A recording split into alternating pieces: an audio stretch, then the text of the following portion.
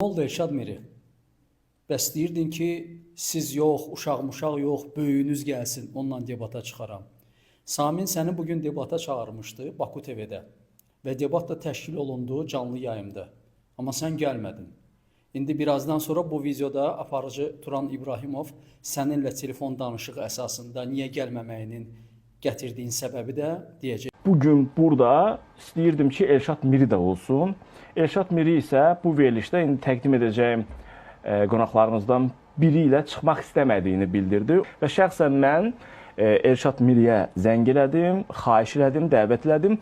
O bildirdi ki, istənilən şəxslə, hətta qamətin və digərlərinin adını çəkdi. Onlarla mən debata çıxaram, amma Samin bəylə üz-üzə belə gəlmək istəmirəm.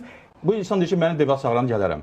Elə adda çəkir ki, o bilir ki, alınmayacaq. Mən sənə Allaha şükür ki, dərsləyənin olmuşamsa, müəllimin olmuşamsa. Müəllim deyəndə siz Quran, ərəb dili öyrənmişəm. Ərəb dili uyğun başqa şeylər də həmçinin. Əvvəla adamı böyüyü çağıranda gələr.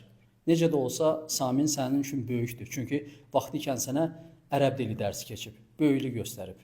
Amma sən yenə də gəlmədin.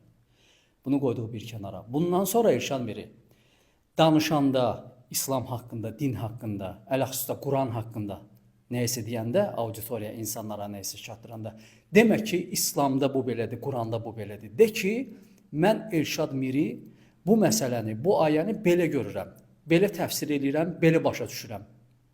Yaxşımı?